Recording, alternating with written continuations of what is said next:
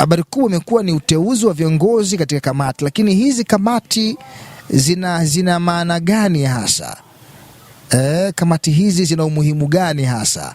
Sasa katika hili tumepata kumtafuta mbunge mstaafu ndugu yetu kabisa Joram Hongori.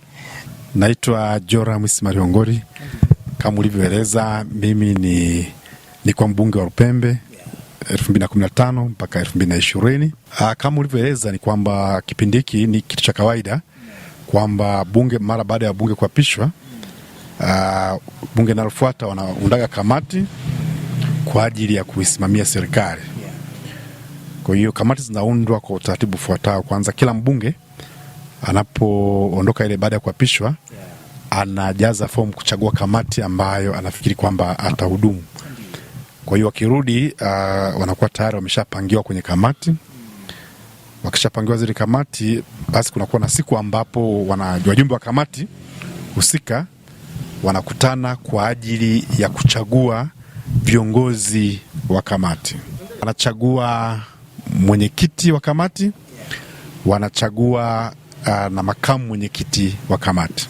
Kwa hiyo maanake wa hao wamechaguliwa, waligombea ndani ya kamati, basi wabunge wenzao wakawachagua ndani ya kamati hizo. Mmoja wapo maanake kuwa mwenyekiti na mwingine anakuwa ni makamu mwenyekiti. Ilitegemeana na nafasi aliomba. Maanake kwa hiyo kuna kura pia, kuna kupiga kura tena, kuna kuchaguliwa. Hawateuliwi, wanachaguliwa. Wanachaguliwa na wabunge wenzao. Wastani wanaweza kawa wabunge kati ya 23 au 24 hivi. Kwa hiyo ndani hao 20 na kitu, sasa hivi wabunge wameongezeka kidogo, wanaweza kawa pengine 25. Kwa hiyo ndani ya wabunge 25 basi wanamchagua mwenyekiti wao wa kamati, wanamchagua na makamu mwenyekiti wa kamati. Utendaji wa bunge kwenye kamati na kama bunge zima kama lilivyo bunge.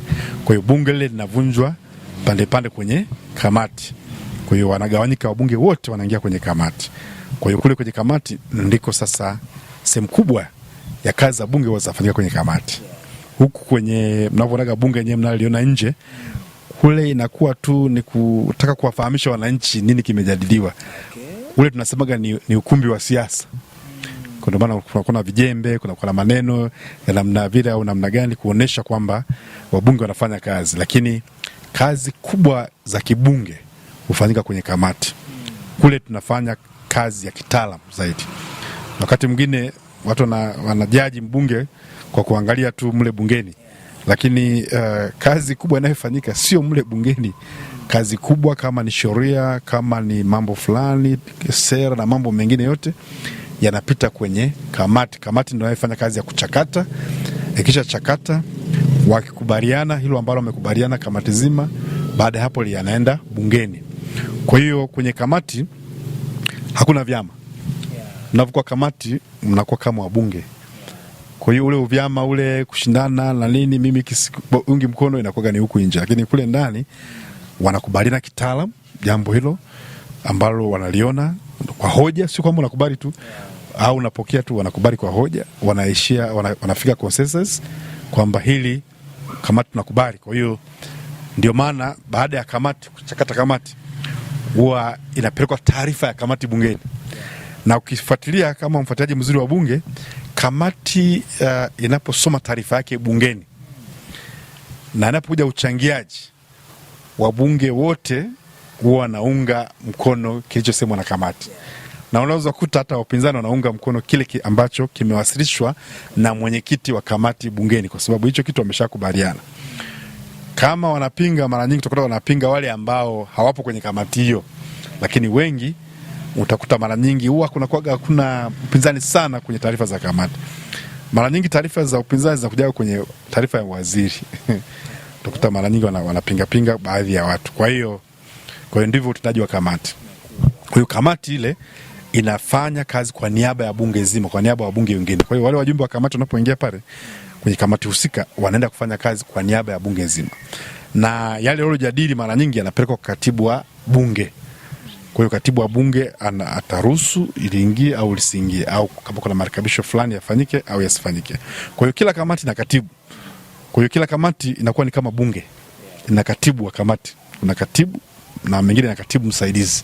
Kwa hiyo ambao wanasaidia kutoa ufafanuzi, wanasaidia kuendesha vikao vya kamati mle ndani.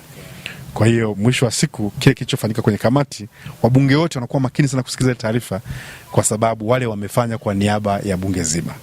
Ndivyo utaratibu wa kibunge unafanyika. Taarifa ya kamati za bunge huwa ina nguvu kiasi gani katika shughuli za bunge? Kwa hiyo wabunge wengine wanakuja kupokea taarifa kwa niaba ya, wanakuja kuwasilisha kwa niaba yao. Kwa hiyo ndio maana wanakuwa makini sana kusikiliza na kujua nini kimefanyika. Basi kama kuna ushauri mdogo mdogo ndio anaingizaga pale. Kuna marekebisho mdogo, mtu anaweza kapeleka marekebisho yake au ushauri wake kwenye kamati. Maana unapeleka hivyo, maana kwenye kamati kuna jambo fulani kulikuwa limepungua au kikawaida, kwa sababu kuna wapinzani atatafuta kile mlichojadili, kile ambacho mmekubaliana huko ndani, atataka kukipeleka kwenye bunge ili wananchi wajue kwamba yeye alikuwa kinyume pengine na mawazo fulani. Hebu jaribu kunieleza pengine kuna sifa zipi ama vigezo vipi ambavyo huwa vinatumika labda katika kumpata kiongozi wa kamati ya bunge au makamu wake pengine wa kamati ya bunge? Kuna sifa zozote ambazo huwa wabunge wanaangalia afu wanampigia kura? Vigezo vya mwenyekiti wa kamati tunaangalia vitu vingi. Kwanza uzoefu wake kwenye hiyo kamati, na kamati ile ni professionals. Unakuta wakati mwingine professional yake huyu mtu, je, anaweza kama msaada kwenye hiyo sekta?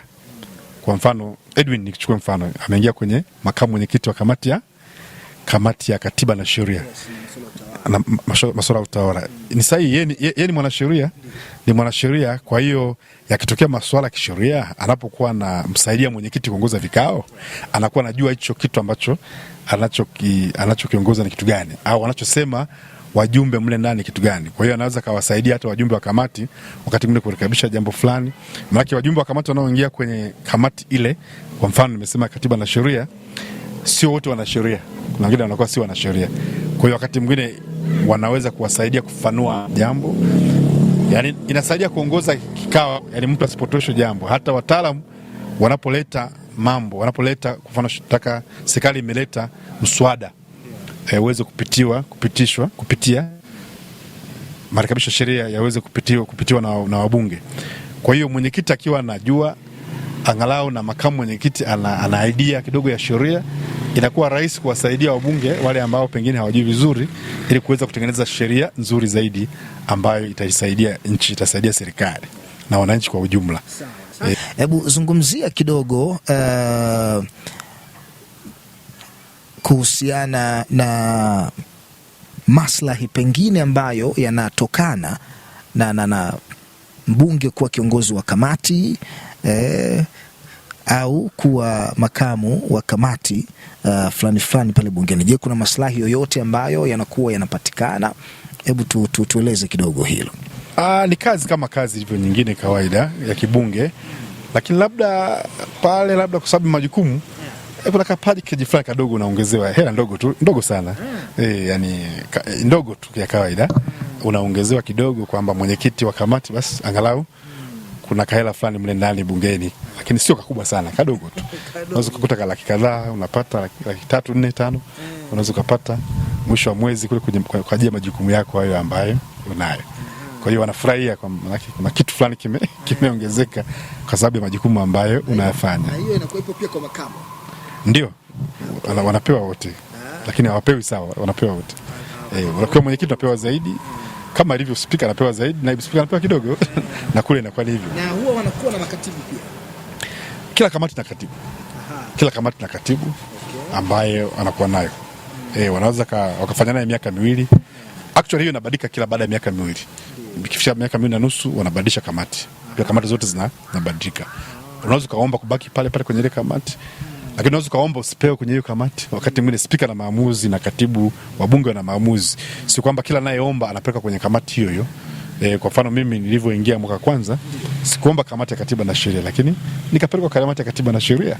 Nikawa kule, baadaye pia nikahamishwa toka kwenye kamati ya katiba na sheria nikapelekwa kwenye mambo ya nje, ulinzi na usalama, na ndio nimaliza nayo hiyo kamati. Kwa hiyo muda wote mbunge anaweza kubadilishwa kamati kadiri ya katibu wa bunge na spika watakavyoona inafaa ili aweze kusaidia jambo fulani, tegemea, kwa sababu unapoingia bungeni unapoingia bungeni taarifa, kila mbunge anawasilisha taarifa zake za taaluma, kwa maana vyeti vyako vinawasilishwa bungeni, uzoefu wako mbalimbali unawasilishwa bungeni, CV yako ya jumla inawasilishwa pale.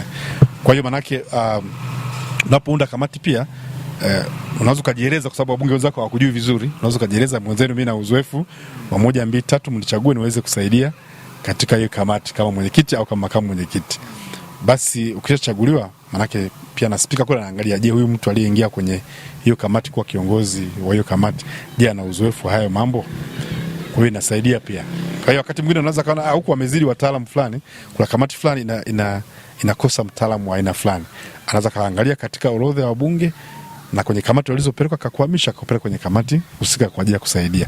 Kwa hiyo wabunge wote pale wanaenda pale kwa ajili ya kusaidia shughuli za kamati husika na mambo yaliyopo kwenye kamati. Kwa hiyo katiba na sheria muda mwingi watadili na mambo ya sheria. Sheria zote zinazopita, sheria zile mama zile zinapita kwenye kamati ya katiba na sheria. Lakini kuna baadhi ya sheria nyingine hazipiti huko, zinapita kwenye kamati nyingine tegemeana na hivyo. Unapofanya kazi ya kamati, maana mnafanya kazi, mpo kazini. Mnapokuwa kazini mnalipwa, tunalipa, kuna posho ya kazi. Kuna posho. Kwa hiyo ukiwa kwenye kamati, ukisaini kule unalipwa, mwisho wa siku inaingia kwenye nani yako. Kwa hiyo wale wanaongezewa kidogo kwa sababu sana kuwa ni ndo anasimamia kamati. Ni kawaida tu kama kwenye vikao vya kawaida, hata kwenye bodi hizi, kwamba unakiwa mwenyekiti wa bodi huwezi kulipwa sawa na wajumbe wa bodi. Mwenyekiti anaongezewa kidogo kwa sababu ya jukumu lake kama mwenyekiti, na ndivyo ilivyo kwenye kamati. Pengine sasa tuko na Deo Mwanyika amechaguliwa pale kwa mwenyekiti, lakini tuko na Edwin Enos Swale. Kama pengine mbunge mstaafu, ungelipenda kuona maoni gani hasa, kuona au maeneo gani ambayo ungelipenda kuona wanayamulika zaidi katika kuzitumikia zile nafasi zao, ambazo maeneo ambayo yanaweza yakaleta tija kidogo kwa taifa? Kwanza nimpongeze Mheshimiwa Deo Mwanyika, lakini pia nimpongeze na Mheshimiwa kwanza Mwanyika kwa kuwa mwenyekiti wa kamati. Kwa mwenyekiti wa kamati kitu tofauti. Manake sasa wao wanaingia kwenye kamati ya uongozi ya bunge. Kamati ya uongozi ya bunge ni tofauti na kamati za kawaida. Kwa hiyo wanaingia haya yote yanayotoka kwenye kamati mbalimbali, kabla kujaingia bungeni yanaenda kujadiliwa kwenye kamati ya uongozi, kwamba tunaenda temu hii au sasa bunge hili tunaenda kupitisha 1 2 3. Kwa hiyo ukiwa kwenye kamati ya uongozi kule, manake unaweza kutoa ushauri kwamba nahusu labda kama ndogo, labda mambo ya sheria za halmashauri, kanuni za halmashauri hizi zinaenda kwenye kamati ndogo. Kwa hiyo wale wanazipitia kwanza, wanapewa taarifa kwanza kabla kwenye kikao cha kamati ya uongozi, ambapo wanakaa na katibu wa bunge na spika wa bunge kuruhusu au kutoruhusu jambo fulani liweze kuingia wapi, shauri moja kwa moja. Kwa hiyo ni nafasi kubwa sana ambayo Mheshimiwa Deo Mwanyika amepewa, lakini hiyo pia nafikiri hata wakati uliopita iliweza kumsaidia kwenda kuwa mwenyekiti wa bunge. Maana wenye viti wa bunge huwezi kuwa mwenyekiti wa bunge, lazima uwe kwenye kamati ya uongozi. Kwa hiyo tunamwombea tena mheshimiwa, pengine anaweza akarudi kuwa mwenyekiti wa bunge kupitia kuwa mwenyekiti wa kamati. Kwa hiyo tunawapongeza sana, na nampongeza pia na Edwin Swale, mbunge wangu kule jimboni Lupembe, kwa kupata hiyo nafasi ya kuwa makamu mwenyekiti wa kamati, kwa sababu sasa hadhi inapanda kidogo. Kwa hiyo hizo nafasi zina fursa, kama nilivyosema, wanaingia kwenye kamati ya uongozi. Kwa hiyo kule kuna masuala fulani ambayo yanakuwa yanajadiliwa. Unaweza kukuta jambo linahusu mkoa wetu, linahusu halmashauri au linahusu jimbo fulani, wanaweza kalikazia kwa namna ya pekee. Halafu tunamwombea mwenyekiti wetu ambaye alikuwa mwenyekiti, Mheshimiwa Deo Mwanyika, akiwa mwenyekiti akalia kiti pale, anakuwa na sauti tofauti na mbunge wa kawaida. Anaweza kaagiza akiwa kwenye kiti pale, kwamba kiti kimeagiza kwamba tunaomba hilo swala la barabara ya Lupembe, kwa sababu limesemwa miaka mingi sana, tunaomba hilo sasa. Akifikia kwenye kazi ya mwenyekiti wa bunge, naomba hilo lishughulikiwe, waziri ulishughulikie kwa umuhimu wake, kwa uzito wake. Kwa hiyo kauli ile ikitoka pale kwenye kiti pale juu, kiti cha spika pale, ni kauli inakuwa na nguvu kidogo. Kwa hiyo na waziri atalijibu kwa uzito wake na atatekeleza kwa uzito wake. Kwa hiyo kunakuwa na uwezo wa kusukuma jambo fulani kwa namna moja au nyingine. Hata ukiingia kwenye ofisi ya waziri unaingia kama mwenyekiti, sio kama mbunge tu, kama mbunge lakini kama pia mwenyekiti. Kwa hiyo jinsi atakavyokuchukulia hata katibu wa wizara ni tofauti kidogo na ukiingia kama mbunge, kwa maana unaingia kama kiongozi wa bunge pia. Ya, kama nilivyosema unaingia kwenye kamati ya uongozi, kwa hiyo unaingia kwenye uongozi wa bunge. Kwa hiyo ina sound ina kitu fulani cha uzito wake kidogo. Kila kitu kina uzito wake. Kwa hiyo inasaidia.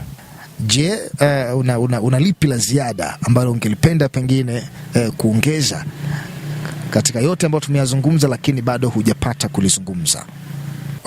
Katika mambo hayo mimi nafikiri kwamba tunawashukuru na tunawapongeza hao wabunge wawili kuingia kwenye kamati za uongozi, lakini pia mimi nichukue nafasi pia niwapongeze wale wabunge wetu wa mkoa wetu wa Njombe kama Mheshimiwa Chongoro, Daniel Chongoro, kwa kuwa kupata uwaziri, na Mheshimiwa Dugange ameendelea kuwa naibu waziri kwa muda mrefu. Kwa hiyo tunapongeza. Kwa hiyo wakishirikiana na viongozi wa kamati za bunge katika kufanya mambo fulani, wanaweza kusaidia mkoa wetu ukaweza kupata baadhi ya miradi, lakini pia miradi fulani kapata msukumo wa haraka zaidi ya kuweza kutekelezwa. Kweli mkoa wetu tumepata miradi mingi, lakini bado kuna maeneo kama ya miundombinu haya, hasa kwenye upande wa jimbo la Lupembe bado tupo nyuma kidogo. Kwa hiyo wakishirikiana na hawa mawaziri, wakishirikiana na wenye viti, tunaweza tukapiga hatua zaidi. Kwa hiyo naamini kwamba tumepata kitu fulani ambacho kinaweza kutusaidia. Lakini kinachotakiwa wabunge wetu wote wa mkoa wanapokuwa na jambo lao washirikiane na liwasilishwe kama mkoa ili kuweza kulipusha haraka na tuweze kupata maendeleo kama wana Njombe kwa ujumla. Asante sana. Basi nashukuru. Sasa naomba nichukue tena maswali kidogo. Nichukue tu mimi hapa nitengeneze